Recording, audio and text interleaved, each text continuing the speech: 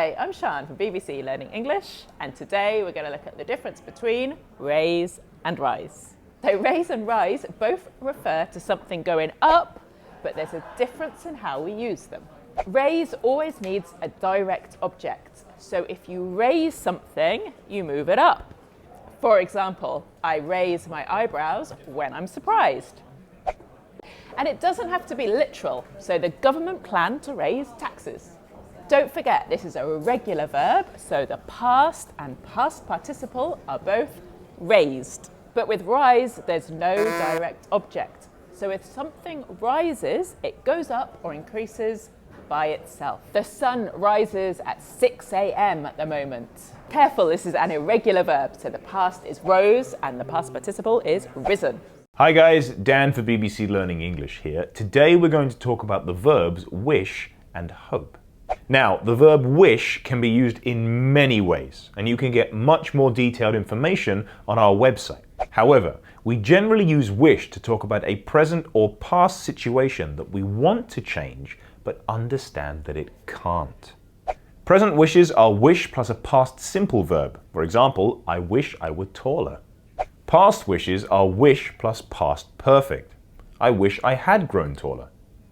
Hope can also be used in different ways, but generally, when we hope, we talk about something that we want or expect for the future. Hope can be followed by a full infinitive. For example, I hope to see you soon.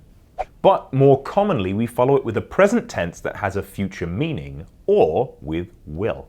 I hope you pass your driving test. I hope you'll have a good time. Hello, I'm Tom, and today I'm going to show you how we really say hello to our friends in British English. If you're with your friends, you can say all right. For example, all right, Ellie.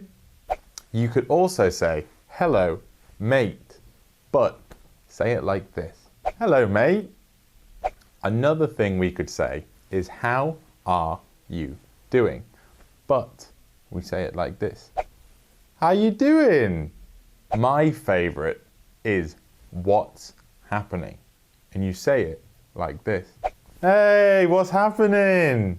You can use any of these expressions when you meet British people and sound super natural. Excellent. So now you know how to use these new expressions, you can come and say hi to us on the BBC Learning English social media pages. Hi everyone, I'm James. We're going to look at the difference between in case and if in today's English in a minute. Look at these examples. I'll call you if I need help with my homework. I'll call you in case I need help with my homework.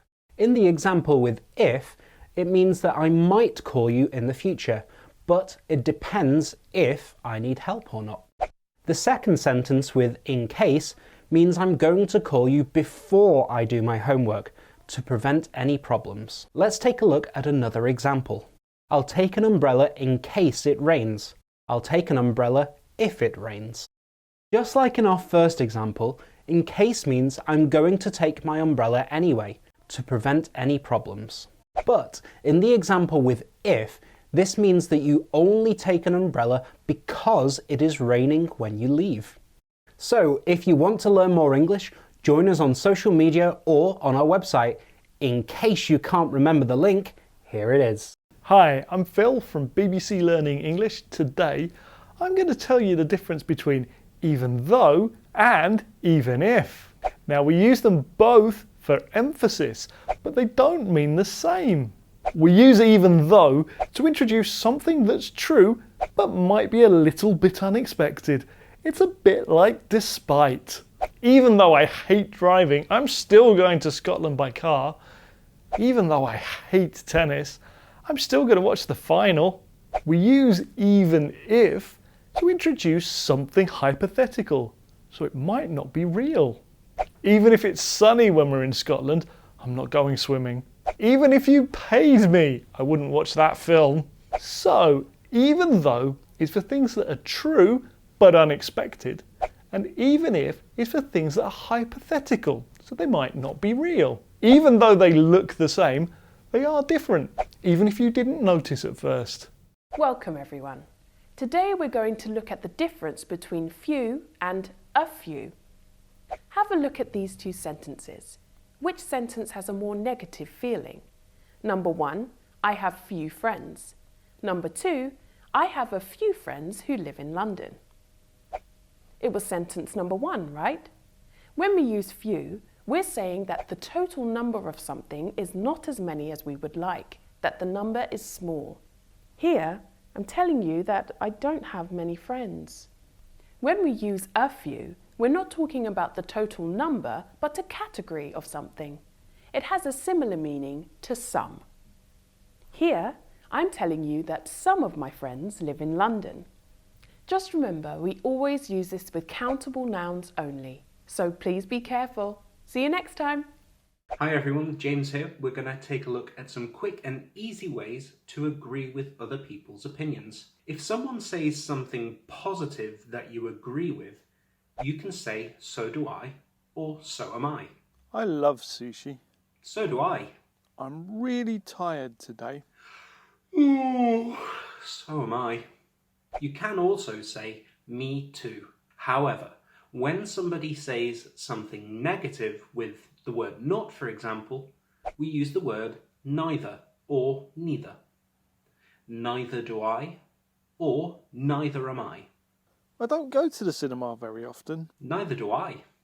I'm not very well at the moment. Neither am I. We can also just say, me neither. So, to agree with something positive, you use the word so.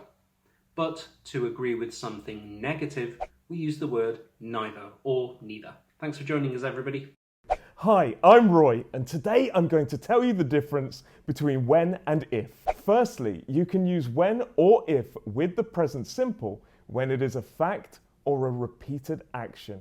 If or when you put water in the freezer, it becomes ice. We use if for unknown or possible situations. If it rains today, I'll take my umbrella.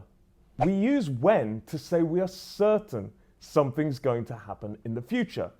When I go home, I'll watch a film. Compare these two sentences. If I eat breakfast today, I'll have toast. I might not eat breakfast. When I eat breakfast today, I'll have toast. I will eat breakfast. Anyway, that's everything for today. I've got to go because I'm hungry. If I don't eat breakfast, I get grumpy. Bye! Hi, Saskia for BBC Learning English here, and today I'm going to tell you about how we use verbs of perception in English. There are a number of these verbs, but I'm just going to look at two with you now, see and hear. When we use these verbs, this is the form. First, the verb of perception, then the object of the sentence. Then we have either the infinitive without to or the ing form. Here's an example. I heard him go down the stairs. Or, I heard him going down the stairs.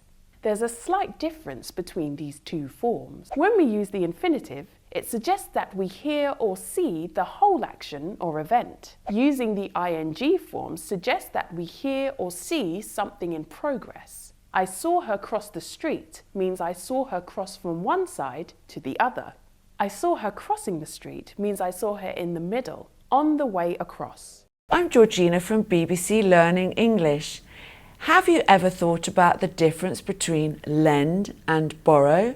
They are both verbs, but they're used in different ways. Lend means to give something to someone, generally for a short time.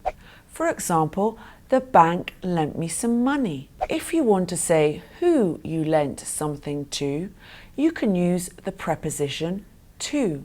I lent my mobile phone to James. Oh no, I forgot my pen. Can you lend me a pen? Borrow means to ask someone for something. Oh no, I can't read this. Can I borrow your glasses? If you want to say who you borrowed something from, you can use the preposition from. For example, I borrowed a book from the library. Oh, I'm late. I need to borrow a laptop from Sam for my meeting. Got to go.